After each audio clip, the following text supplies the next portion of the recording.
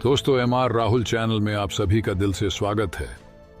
आज की वारदात लखनऊ के सादतगंज क्षेत्र की है। ब्राह्मणी टोला नौबस्ता में रितेश ने बुधवार तड़के स्मिता अवस्थी के सिर पर हथौड़े से ताबड़तोड़ वार करके हत्या कर दी। इसके बाद उसके कपड़े बदलकर शव चादर से ढक दिया। पत्नी की साड़ी के साथ खून से सने अपने कपड़े धोए, कमरा और आंगन साफ किया। जब उसका 6 साल का बेटा यथार्थ जब उठा तो मम्मी की तबीयत खराब बताकर आंगन में खेलने भेज दिया। इसके बाद घर में ताला लगाकर टहलने निकल गया। जब दूसरे तल पर रहने वाले किराएदार मझोले की पत्नी शारदा देवी ने घर में सफाई के लिए पूछा तो उसके सोने की बात कहकर टाल दिया। हत्या करने के बाद टेंट व्यवसायी पति 42 वर्षीय रितेश अवस्थी लाश ठिकाने लगाने के लिए रात होने का इंतजार कर रहा था। तो चलिए जानते हैं इस हत्याकांड की पूरी कहानी विस्तार से। उत्तर प्रदेश के लखनऊ के रहने वाले रितेश का अपना छोटा सा टेंट का कारोबार था, जिसके लिए उसने अपने 3 मंजिला मकान के नीचे वाले हिस्से में गोदाम बना रखा था। पहली मंजिल पर पत्नी स्मिता और 6 साल के बेटे यथार्थ के साथ वह खुद रहता था, तो दूसरी मंजिल उसने किराए पर उठा रखी थी, जिसमें मझोले अपनी पत्नी शारदा के साथ रहता था। वह भी छोटा मोटा काम करके गुजर बसर कर रहा था। रितेश की पत्नी स्मिता कानपुर के मूलगंज स्थित नौगढ़ खोया मंडी की रहने वाली थी। उसने कानपुर विश्वविद्यालय से भी ए किया था। उसके अलावा उसकी 2 बहनें और 2 भाई थे। सभी की शादियां हो चुकी थी। स्मिता सबसे छोटी थी, इसलिए वह बहुत लाड प्यार से पली थी। सयानी होने पर घर वालों ने उसकी शादी लखनऊ के रहने वाले टेंट कारोबारी रितेश से कर दी थी। रितेश का पूरा परिवार कारोबारी था, इसलिए पढ़ लिख कर उसने भी अपना अलग कारोबार कर लिया था। लखनऊ में उसका अपना 3 मंजिला मकान था। यही सब देखकर स्मिता के घर वालों को लगा था कि रितेश से शादी होने पर उसका जीवन हंसी खुशी से गुजर जाएगा। स्मिता पढ़ी लिखी भी थी और सुंदर भी, इसलिए पहली ही नजर मेरी रितेश और उसके घर वालों ने उसे पसंद कर लिया था। रितेश से शादी करके स्मिता लखनऊ आ गई। शादी के बाद कुछ दिन तो दोनों के बढ़िया गुजरे, लेकिन उसके बाद दोनों के संबंध बिगड़ने लगे। जहां पहले बात बात में प्यार बरसता था, अब बात बात में झगड़ा होने लगा। इसकी सबसे बड़ी वजह थी रितेश की नशे की लत। वह किसी एक चीज का आदी नहीं था। वह नशे के लिए गांजा और शराब तो पीता ही था, कुछ न मिलने पर भांग भी खा लेता था। पति की नशे की लत से जहां स्मिता असहज रहने लगी थी, वहीं रितेश चिड़चिड़ा हो गया था। बिना नशा के वह रह नहीं सकता था, जबकि स्मिता उसे इन सब चीजों से दूर रहने को कहती थी। यही वजह थी कि रितेश शाम को नशे में झूमता घर लौटता तो स्मिता टोक देती। उसके बाद दोनों में झगड़ा होने लगता। स्मिता ने पति को सुधारने की बहुत कोशिश की, लेकिन उस पर कोई असर नहीं पड़ा।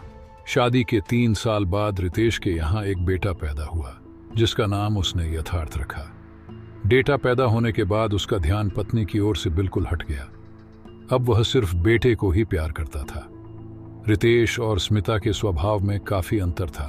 जहां स्मिता खुश दिल और जीवन में आगे बढ़ने के सपने देखने वाली थी, वहीं रितेश की सोच सिर्फ नशे तक सीमित थी। आइए हम बिना देर किए आपको ले चलते हैं इस घटना की ऐसी सच्चाई की तरफ जिसकी आप कल्पना भी नहीं कर सकते। आगे बढ़ने से पहले हमारे इस AMR राहुल चैनल को सब्सक्राइब और लाइक करना बिल्कुल ना भूलें, और समाज में हो रही ऐसी दिल दहला देने वाली घटनाओं से रूबरू होते। उसे जितनी चिंता नशे की होती थी, उतनी काम की भी नहीं होती थी। यही वजह थी कि शाम होते ही दोस्तों के साथ उसकी महफिल जम जाती थी। अब वह स्मिता से ठीक से बात भी नहीं करता था। शायद इसीलिए स्मिता कुछ कहती तो वह अनसुना कर देता था। अगर सुन भी लेता तो उसे पूरा नहीं करता था। पति की यह लापरवाही स्मिता को बहुत बुरी लगती थी। इस पर स्मिता को भी गुस्सा आ जाता था और पति पत्नी के बीच लड़ाई झगड़ा होने लगता था। इधर वह दोस्तों के साथ कुछ ज्यादा ही महफिल जमाने लगा था। इन महफिलों का असर उसके कारोबार पर ही नहीं, घर गृहस्थी पर भी पड़ रहा था, क्योंकि नशे के चक्कर में उसका ध्यान दोनों चीजों से हट गया था और स्मिता की बातों पर तो ध्यान देना उसने पहले ही बंद कर दिया था। अब लड़ाई झगड़े की भी चिंता नहीं रहती थी, इसलिए वह मन का मालिक हो गया था। इन बातों को लेकर उसकी किराएदार शारदा भी हंसती थी। स्मिता देख रही थी कि उसके किराएदार कितने प्यार और समझदारी से रहते थे, जबकि वे हमेशा लड़ते झगड़ते रहते थे। एक दिन स्मिता ने रितेश से बासमती चावल लाने को कहा तो शाम को रितेश नशे में लड़खड़ाता खाली हाथ घर आ गया। उसकी इस हरकत से उसे गुस्सा आ गया। उसने गुस्से में पैर पटकते हुए कहा, कितना कहा था कि यथार्थ बिना चावल के खाना नहीं खा रहा है, फिर भी तुम हाथ हिलाते चले आए। 2 दिनों से बेटा चावल नहीं खा रहा है, लेकिन तुम्हें क्या, तुमने तो अपना नशा कर ही लिया। रितेश ने कहा, भाई काम के चक्कर में चावल के बारे में भूल गया, कल ला दूंगा। अब रात में तो चावल बनाना नहीं है, काम के चक्कर में नहीं। यह क्यों नहीं कहते कि नशे के चक्कर में भूल गया? काम भूल जाते हो जबकि नशा करना नहीं भूलते।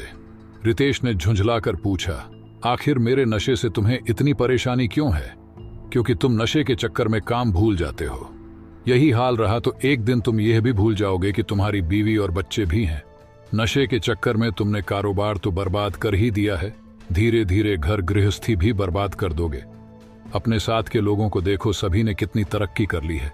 एक तुम हो आगे जाने के बजाय पीछे चले गए हो। मैं जैसा भी हूं अब वैसा ही रहूंगा। अगर तुम्हें मुझसे परेशानी है तो तुम अपना रास्ता बदल सकती हो, कहकर रितेश दूसरे कमरे में चला गया। आज तो तुम चावल लाए नहीं, अगर कल भी नहीं लाए तो खाना नहीं बनेगा, कहकर स्मिता बिना कुछ खाए सोने वाले कमरे में चली गई। रितेश से भी उसने खाने के लिए नहीं कहा। उसने कपड़े बदले और सोने के लिए लेट गई। ये 22 अप्रैल की बात है। यथार्थ पहले ही सोच चुका था। स्मिता भी सोने के लिए लेट गई थी। रितेश आगे वाले कमरे में लेटा था। पत्नी की किचकिच से परेशान रितेश को नींद नहीं आ रही थी। जब काफी प्रयास के बाद भी उसे नींद नहीं आई तो उसने उठकर एक बार फिर शराब पी की। शायद नशे की वजह से नींद आ जाए, लेकिन शराब पीने के बाद भी उसे नींद नहीं आई।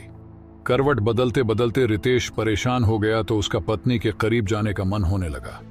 वह नशे में तो था ही, इसलिए शायद वह यह भूल गया कि अभी थोड़ी देर पहले ही तो पत्नी से लड़ाई झगड़ा हुआ है। वह उसे अपने करीब कैसे जाने देगी? वह उठा और लड़खड़ाते हुए स्मिता के कमरे में पहुंच गया। खाली पेट स्मिता को भी नींद नहीं आ रही थी, इसीलिए जैसे ही रितेश ने उसे जगाने की गरज से उसके ऊपर हाथ रखा, वह गुस्से में चीखी, खाने तो दिया नहीं, अब सोने भी नहीं दोगे? पत्नी के इस तरह चीखने से रितेश समझ गया कि यहां रुकने से कोई फायदा नहीं है। यहां समझौता के बजाय लड़ाई झगड़ा ही होगा। उसे भी क्रोध आ गया, लेकिन वह बिना कुछ कहे ही बाहर आ गया। बाहर खड़े होकर वह सोचने लगा कि उसकी औकात इतनी भी नहीं रही कि वह पत्नी के पास सो सके। पत्नी उसे पति नहीं उठालू का चूल्हा समझने लगी है। ये अपने आप को समझती क्या है? इसे लाइन पर लाना ही होगा। रितेश स्मिता को सबक सिखाने के बारे में सोच रहा था कि तभी उसकी नजर सामने रखे हथौड़े पर चली गई। हथौड़े पर नजर पड़ते ही उसका इरादा खतरनाक हो उठा। उसने हथौड़ा उठाया और कमरे में वापस आ गया। स्मिता आंख बंद किए लेटी थी। उसे क्या पता कि यहां क्या होने जा रहा है, इसलिए वह उसी तरह चुपचाप लेटी रही। रितेश ने उसकी इस लापरवाही का फायदा उठाया और उस पर हथौड़े से वार करके इस तरह उसे खत्म कर दिया कि वह चीख भी नहीं पाई। कमरे में खून ही खून फैल गया था। बिस्तर भी खून से तर हो गया था। उसके भी कपड़े खराब हो गए थे। उसने पहले तो अपने ही नहीं स्मिता के भी कपड़े बदले, बिस्तर बदला, उसके बाद कमरा साफ किया। स्मिता की लाश उसने चादर से ढक दिया। उसने सोचा कि सुबह जल्दी उठकर वह लाश को ठिकाने लगा देगा, लेकिन पत्नी की हत्या करने के बाद उसे यह चिंता होने लगी कि अब वह बचे कैसे। यही सोचते सोचते वह सो गया तो सुबह देर से आंखें खुली। 23 अप्रैल की सुबह रितेश जागा तो रात का पूरा दृश्य उसकी आंखों के आगे घूमने लगा। वह उठकर बैठ गया और सोचने लगा कि अब स्मिता की लाश का क्या करे। तभी किराएदार मझोले की पत्नी शारदा किसी काम से ऊपर आ गई। रितेश को बाहर वाले कमरे में परेशान बैठा देखकर पूछा, क्या बात है भाई साहब, आप कुछ परेशान लग रहे हैं? यथार्थ की मम्मी अभी नहीं उठी क्या? उनकी तबीयत ठीक नहीं है, इसलिए वह अभी सो रही है, कहकर रितेश ने शारदा को टाल दिया। शारदा और उसके पति मझोले ने रात में रितेश और स्मिता के बीच जो झगड़ा हुआ था सुना था। उनका यह रोज का मसला था, इसलिए वे बीच में नहीं बोलते थे। लेकिन जब उन्होंने रितेश को परेशान देखा और स्मिता उन्हें दिखाई नहीं दी तो उन्हें संदेह हुआ, लेकिन उन्होंने कुछ कहा नहीं। कुछ देर बाद रितेश का 6 साल का बेटा यथार्थ उठा तो उसने भी मां के बारे में पूछा। तब रितेश ने कहा, बेटा उनकी तबीयत ठीक नहीं है, इसलिए वह सो रही है, अभी तुम उन्हें जगाना मत। उसने यथार्थ को खाने के लिए बिस्कुट और साथ में चाय दिया। बेटे को चाय बिस्कुट देकर वह नीचे गोदाम में चला गया। उसका वहां भी मन नहीं लगा। वह स्मिता की लाश को लेकर काफी परेशान था। वह सोच रहा था कि किसी तरह से रात हो जाए तो वह उसे ठिकाने लगा दे, लेकिन रात होने से पहले ही उसकी पोल खुल गई। यथार्थ अकेला ही इधर उधर खेल कर टाइम पास कर रहा था। कुछ देर के बाद शारदा फिर ऊपर आई। उसने यथार्थ को अकेला खेलते देखकर पूछा, बेटा तुम्हारी मम्मी कहाँ है? यथार्थ ने कहा, मम्मी की तबीयत ठीक नहीं है, इसलिए वह सो रही है। पापा ने कहा है कि उन्हें जगाना मत। शारदा को संदेह तो पहले ही था कि कुछ गड़बड़ है। यथार्थ की बात सुनकर उसका संदेह गहराया तो वह अंदर आ गई जहां स्मिता सो रही थी। उसने स्मिता को तो नहीं देखा, लेकिन इधर उधर देखा तो वहां उसे खून के छींटे दिखाई दिए। वह भागकर नीचे आई और उसने सारी बात पति को बता दिया। इसके बाद मझोले ने इस बात की सूचना साधगंज कोतवाली को दे दिया। सूचना मिलते ही कोतवाली प्रभारी समर बहादुर यादव ने 2 सिपाहियों को मामले का पता लगाने के लिए भेज दिया। दोनों सिपाही रितेश के घर पहुंचे तो उन्हें देखकर उसका चेहरा सफेद पड़ गया, लेकिन उसने खुद को जल्दी से संभाल कर पूछा, आप लोग यहाँ कोई खास काम है क्या? एक सिपाही ने पूछा, क्या तुम हमें बताओगे कि तुम्हारी पत्नी कहाँ है? रितेश ने कहा, मेरी पत्नी की तबीयत खराब है, वह सो रही है। आप लोगों को उससे क्या काम पड़ गया जो आप लोग उसके बारे में पूछ रहे हैं?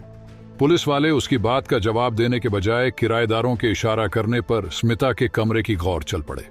इस पर रितेश सिपाहियों के आगे खड़ा हो गया और उन्हें ऊपर जाने से रोकने लगा, लेकिन सिपाही उसे ढकिया कर ऊपर चले गए। स्मिता चारपाई पर लेटी थी, उसे चादर ओढ़ाई हुई थी। उसके शरीर से किसी तरह की हरकत नहीं हो रही थी। ऐसे में सिपाहियों को भी शक हुआ तो उन्होंने ऊपर पड़ी चादर हटा दिया। स्मिता की खून से सनी लगभग अर्धनग्न लाश सामने आ गई। सिपाहियों ने रितेश को दबोच लिया। इसके बाद सिपाहियों ने हत्या की सूचना थाना प्रभारी को दे दिया। थाना प्रभारी समर बहादुर यादव ने इस बात की जानकारी पुलिस अधिकारियों को दे दिया। थोड़ी ही देर में रितेश के घर थाना प्रभारी समर बहादुर यादव के साथ क्षेत्राधिकारी राजकुमार अग्रवाल पहुंच गए। यथार्थ मां की खून से लटपट लाश देखकर रोने लगा। वह पुलिस को कुछ बताने लायक नहीं था, इसलिए पुलिस ने उसे बाहर भिजवा दिया। इसके बाद पुलिस ने रितेश से पूछताछ शुरू की तो उसने अपना अपराध स्वीकार कर लिया।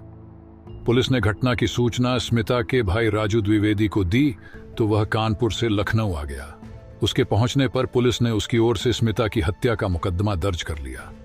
पुलिस ने रितेश की निशानदेही पर वह हथौड़ा और ड्रम में छिपाए गए खून से सने कपड़े बरामद कर लिए। यथार्थ को पुलिस ने उसके मामा के हवाले कर दिया। इसके बाद रितेश को अदालत में पेश किया गया, जहां से उसे जेल भेज दिया गया।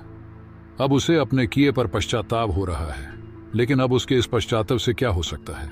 ऐसी मौत किसी को न मिले। दोस्तों, इस पूरी वीडियो के बारे में आपकी राय क्या है?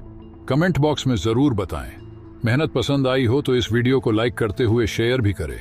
अगर आपने अब तक AMR राहुल चैनल को सब्सक्राइब नहीं किया है तो जल्दी से चैनल को सब्सक्राइब कर लें। क्राइम की दुनिया से जुड़ी ऐसी ही सच्ची कहानियों के लिए हमारे साथ जुड़े रहे। धन्यवाद।